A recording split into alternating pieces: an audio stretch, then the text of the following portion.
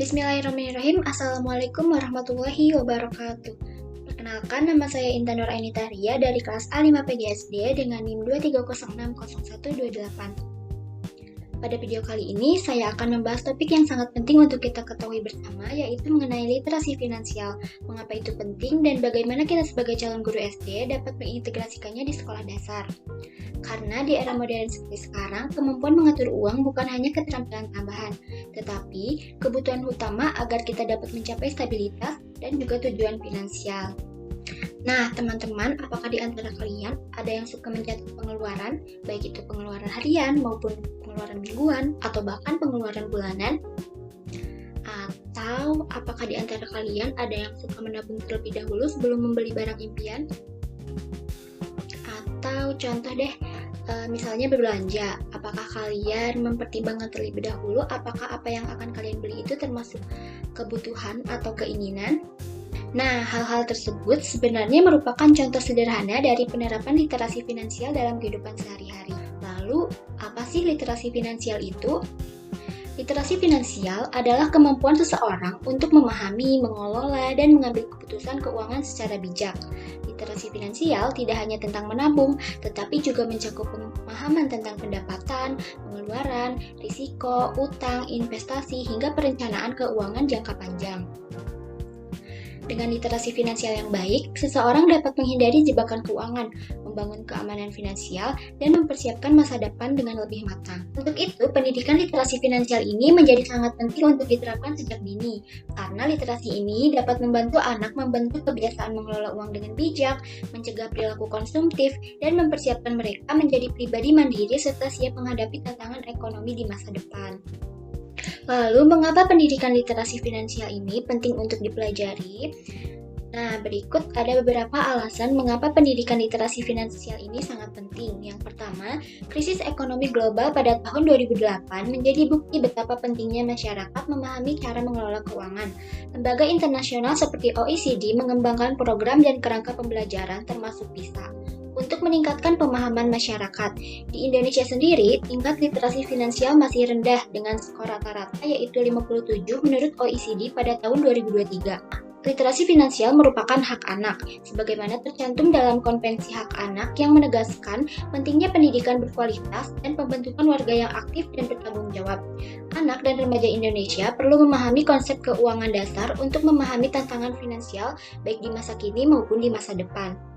Selanjutnya, secara hukum, urgensi literasi finansial ini diperkuat oleh Undang-Undang Nomor 4 Tahun 2023 mengenai pengembangan dan penguatan sektor keuangan yang menekankan pentingnya literasi, inklusi, dan perlindungan konsumen. Pendidikan literasi finansial diperlukan untuk membentuk kompetensi peserta didik agar mampu mengambil keputusan keuangan secara bijak. Selanjutnya yaitu tujuan pendidikan literasi finansial. Tujuan utama pendidikan literasi finansial mencakup 3 aspek besar. Yang pertama, pengetahuan finansial, yaitu pemahaman mengenai konsep uang, tabungan, risiko, investasi, dan inflasi. Kemudian yang kedua yaitu perilaku finansial, yaitu kebiasaan dalam merencanakan, mencatat, serta menggunakan uang secara bijak. Yang ketiga, sikap finansial, yaitu karakter dan nilai seperti disiplin, bertanggung jawab, serta kemampuan mengambil keputusan sesuai dengan profil pelajar Pancasila. Nah, untuk mencapai tujuan tersebut, pendidikan literasi finansial harus mengikuti prinsip pintar. Yang pertama, berlandaskan nilai-nilai Pancasila. Yang kedua, berbasis ilmu pengetahuan dan praktik nyata sehingga siswa belajar melalui pengalaman langsung. Yang ketiga, tepat sasaran, adaptif, dan kontekstual sehingga materi disesuaikan dengan budaya dan tantangan lokal. Kemudian yang keempat, disusun secara rinci dan komprehensif, mencakup seluruh aspek keuangan dasar yang harus dipahami oleh siswa. Lalu, bagaimana cara kita dapat menanamkan literasi finansial ini di sekolah dasar? Caranya adalah dengan mengintegrasikannya ke berbagai aspek kegiatan di sekolah.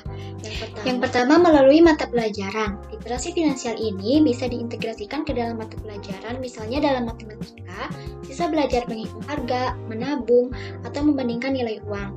Bahkan dalam pendidikan Pancasila, nilai tanggung jawab dan kejujuran dalam penggunaan uang juga dapat diajarkan. Kemudian yang kedua, program sekolah. Sekolah dapat membuat program khusus seperti bank mini, koperasi siswa, atau bazar sekolah. Melalui kegiatan nyata ini, siswa tidak hanya belajar teori, tetapi juga mengalami secara langsung bagaimana mengelola transaksi sederhana. Kemudian yang ketiga, pembiasaan harian. Mulai dari rutin menabung di celengan kelas, berdiskusi tentang pilihan jajan yang bijak, hingga mencontohkan perilaku hemat di kelas. Kebiasaan kecil seperti ini akan membentuk karakter finansial yang kuat jika dilakukan secara konsisten. Kemudian yang keempat, melalui proyek kelas. Misalnya proyek kewirausahaan sederhana, membuat toko mini, atau merencanakan anggaran kegiatan kelas. Proyek seperti ini membuat siswa belajar mengatur modal, menentukan harga, hingga bekerja sama dalam sebuah tim. Selain itu, orang tua juga memiliki peranan yang sangat penting dalam pendidikan literasi finansial ini. Kita perlu berkolaborasi dengan orang tua siswa. Orang tua dapat mengajak anak menabung, membuat daftar belanja, atau mencatat pengeluaran harian. Sehingga ketika sekolah dan rumah dapat bekerja sama, maka pembelajaran akan berlangsung secara konsisten.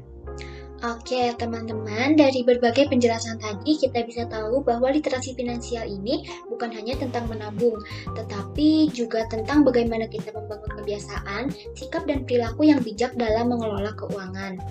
Literasi finansial ini membantu kita menjadi pribadi yang mandiri dan siap untuk menghadapi berbagai tantangan di masa depan.